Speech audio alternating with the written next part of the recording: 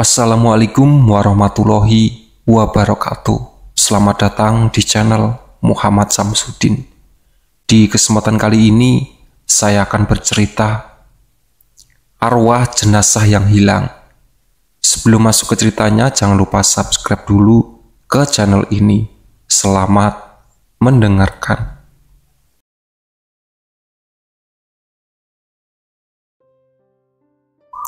Rifka membantu Arumi membagi semua peralatan yang sudah dibeli sore itu. Teras rumah Arumi menjadi tempat digelarnya semua barang yang akan digunakan untuk keperluan usaha restoran dan catering. Arumi benar-benar akan membuka usaha restoran dan catering seperti yang pernah dijalani Jakarta. Ia merasa sudah sangat mencintai pekerjaan yang satu itu, sehingga tidak ingin lagi memikirkan membuat usaha lain. Nuning ikut menghitung jumlah piring, sendok, garpu, agar nanti Arumi tidak kekurangan saat memulai membuka restoran tersebut. Rifka tadi menawarkan diri untuk menyuci semua peralatan baru tersebut agar bebas dari debu dan kotoran. Setelah selesai dicuci, kini saatnya bagi mereka untuk mengeringkan semua peralatan itu. Jadi, konsep restoranmu nanti seperti apa, Rumi? Kamu sudah memikirkan konsepnya, kan? Ari pun yang sedang mengeringkan sendok, garpu, langsung menoleh ke arah Rifka. Buka restoran pun harus punya konsep, Rif. Bukannya tinggal masak saja terus jual masakannya ya? Tanya Ari. Enggak sesimpel itu, Ari. Membuka usaha itu selalu membutuhkan konsep. Mau itu usaha pertokoan, sembako, atau restoran. Tanpa konsep, nantinya usaha akan jadi tidak tersyukur dengan baik. Makanya, Rifka bertanya pada Rumi, apakah Rumi sudah punya konsep atau belum? Jelas Hendy yang saat itu sedang mengeringkan wadah-wadah makanan yang baru selesai dicuci. Konsep usaha, Ari? Masa iya? Kamu nggak paham maksudnya? Tegur Aryo. Ari kini hanya bisa menggaruk-garuk kepalanya karena benar-benar tidak mengerti apa yang sedang bicarakan semua orang. Ning, kasih tahu belahan jiwamu mengenai apa itu konsep usaha, saran Arumi. Rumi, jangankan Ari, aku saja nggak ngerti maksud kalian soal konsep usaha itu apa. Balas Nuning polos. Semua orang pun kompak tertawa saat tahu bahwa Nuning juga sama sekali tidak paham dengan apa yang sedang dibicarakan mereka itu. Wah, pantas saja kalian bodoh. Paham aku sekarang, ujar Aryo. Ari pun langsung menggebuk lengan Aryo dengan kain serbet, lantaran merasa kesal karena Aryo terus saja menggoda dirinya saat menjadi pacar Nuning. Sudah, jangan bertengkar, nanti didengar tetangga, lerai Rifka dengan cepat. Dia yang mulai, Rif. Aryo menunjuk Ari. Loh, kok aku yang jadi salah, Mas? Heran Ari. Sudah, Mas Aryo, Ari. Arumi memperingatkan, dilerai oleh Rifka, bukannya berhenti malah lanjut bertengkar lagi. Kalian itu sudah tua, malu, sudah tidak cocok jika mau bertengkar. Aryo dan Ari pun kompak menutup mulut mereka dan membantu Hendy mengalap peralatan yang belum dikeringkan. Rifka dan Arumi kini saling beradu pandang. Arumi tahu bahwa pertanyaan Rifka harus segera dijawab. Kalau tidak, ia akan mendapat serangan sendok terbang dari wanita itu. Aku mau buka restoran dengan konsep prasmanan, Rif. Aku mau setiap pengunjung yang datang ke restoranku bisa mengambil makanan sendiri sesuai yang mereka inginkan, ujar Arumi. Ide bagus, aku suka kalau kamu mau membuat konsep seperti itu. Oh ya, ibumu sudah tahu soal berhentinya kamu dari pekerjaan di ruko? Rifka ingin tahu. Sudah, mungkin ibuku saat ini sedang atraksi pencaksilat di ruko, gara-gara ayahku memberitahunya mengenai persoalan yang terjadi sehingga aku merasa tidak cocok untuk berada di sana, jawab Arumi. Oh, pantas tadi Bude Irma pergi sambil menekuk wajah. Habislah wanita yang mulutnya berani menggosipkan dirimu itu, ujar Nining.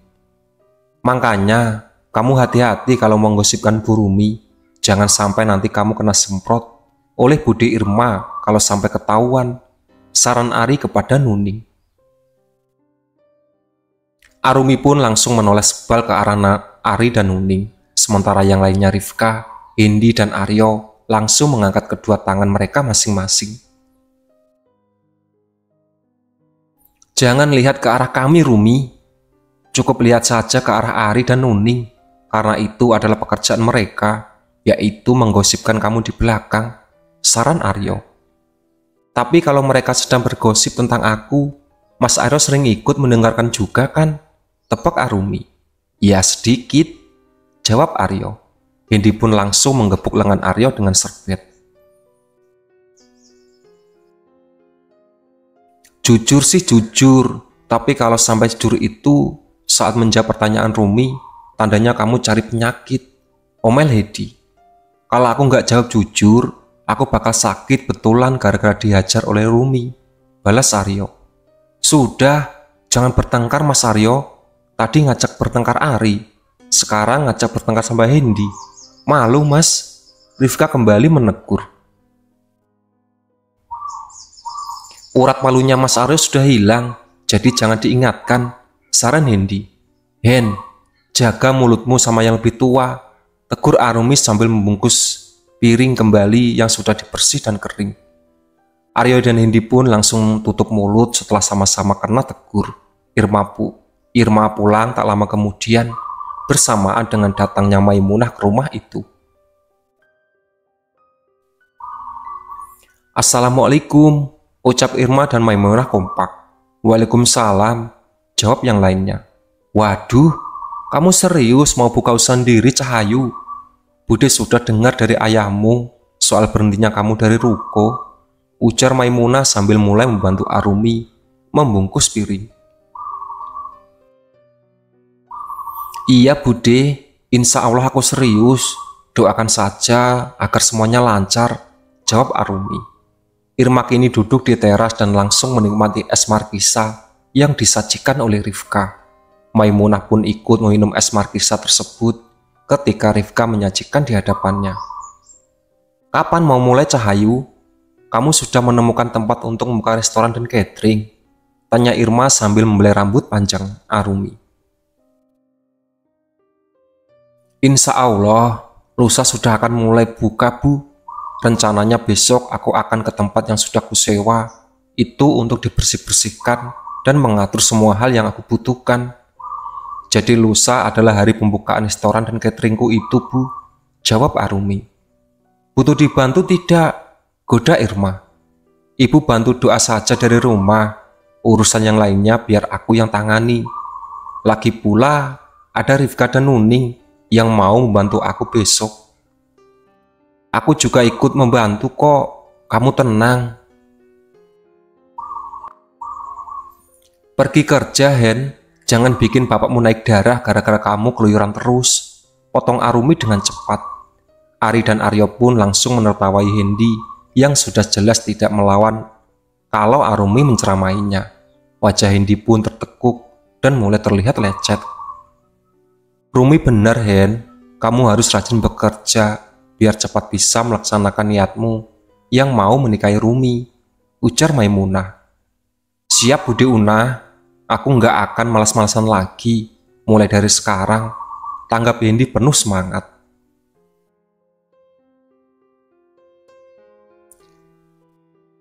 Aryo dan Ari pun langsung menggebuk Hendi dengan kain serbet, sampai Hendi kini meringis kesakitan. Giliran diingatkan soal menikah Rumi, baru ingat kerja kamu, omel Aryo. Benar-benar kamu Hen, motivasi hidupmu itu cuma Rumi atau bagaimana? Heran Ari. Hendi dan Aryo pun kompak menoleh ke Ari.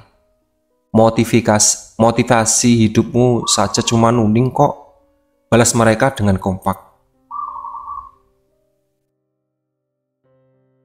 Irma dan Maimunah sudah masuk ke rumah untuk mengurus dapur. Di teras masih ada pekerjaan yang belum dirampungkan. Jadi semua orang yang sejak tadi berada di sana belum beranjak sama sekali. Persiapan yang Arumi lakukan cukup spesifik karena wanita itu tidak suka ada kekurangan jika usaha ia sudah mulai berjalan. Ia lebih suka mempersiapkan semua sejak awal agar dirinya bisa merasa tenang. Tak beberapa lama kemudian, dua motor yang dikemudikan oleh Badrun dan Samsul datang ke rumah itu. Mereka parkir di halaman rumah tersebut lalu mendekat pada Arumi. "Assalamualaikum," sapa Badrun dan Samsul kompak. "Waalaikumsalam," jawab semua orang yang ada di teras. "Lanjutkan saja yang sedang kalian kerjakan. Kami datang karena ada perlu dengan Rumi dan Hendi," ujar Badrun. "Bicara saja terbuka, kami sudah tahu apa yang kalian bicarakan dengan Rumi dan Hendi," saran Aryo. Badrun dan Samsul pun menatap sejak ke arah Rumi, sedangkan sedang meminta persetujuan. "Iya Mas Aryo, benar. Bicara saja terbuka, Hendi sudah memberitahu mereka tentang apa yang sedang kalian kerjakan. Karena tadi siang aku kembali terus menghadapi arwah hitam yang bersembunyi di rumah almarhum Bu Narsi. Tepat di hadapan mereka semua," jelas Arumi. Badrun dan Samsul mendadak kembali bergedik ngeri saat tahu kalau saat waktu siang hari pun arwah hitam bisa muncul dan menampakkan dirinya.